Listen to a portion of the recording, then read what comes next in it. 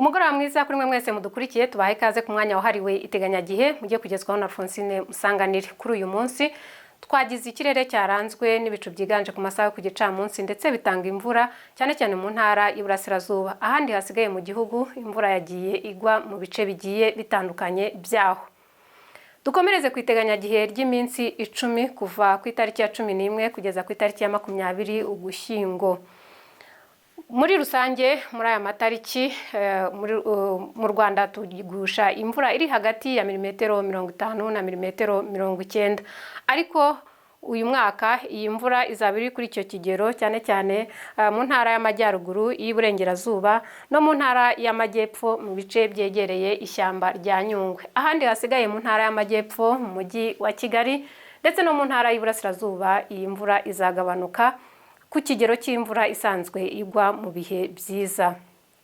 Izagabanuka cyane rero nanone mu turere dukurikira: mu ntara y'Iburasirazuba ni mu karere ka Bugesera, aka Kirehe, aka Kayonza ndetse no mu bice by'Iburasirazuba bw'akarere ka Gatsibo na ka Nyagatare. Mu mujyi wa Kigali ni mu karere ka Nyarugenge, igihe mu ntara y'Amajyepfo ari igice cy'amayaga cyane cyane mu karere ka Nyanza, Ruhango, Kamonyi ndetse n'agace gatoya k'akarere ka Muhanga gahana imbibi n'akarere ka Kamonyi.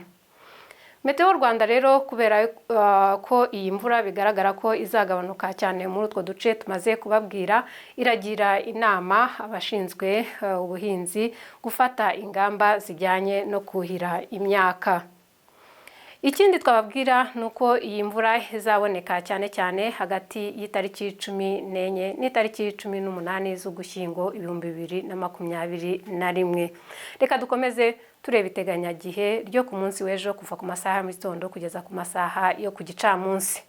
Ku masaha ya mu gitondo nta mvura duteganya mu bice byose by'igihugu.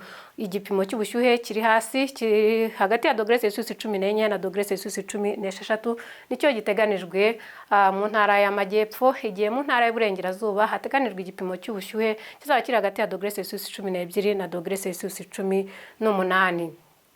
Akarere ka Rusizi kazaba gashyushye ku masaha ya mu gitondo, akanyabihu gakonje mu ntara y'Iburengerazuba.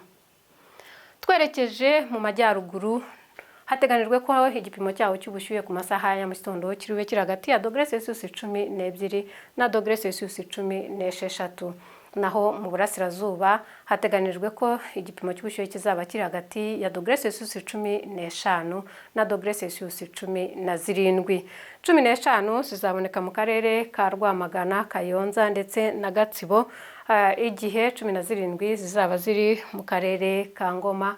Ahandi hose hasigaye hateganijwe °C 16. Umujyi wa Kigali nawo ku masaha ya mu gitondo uraba urimo igipimo cy'ubushyuhe kiri hejuru, haraba hashyushye ko hari bugere kuri °C 18. Ku masaha yo ku gicamunsi rero turateganya imvura n'ubundi ntabwo bitandukanye cyane n'ikirere cy'uyu munsi. Imvura iteganijwe cyane cyane mu ntara y'Amajyepfo ahegereye ishyamba rya Nyungwe. Ikaba kandi iteganijwe mu ntara y'Iburengerazuba mu karere ka Karongi, Nyamasheke ndetse na ka Rusizi.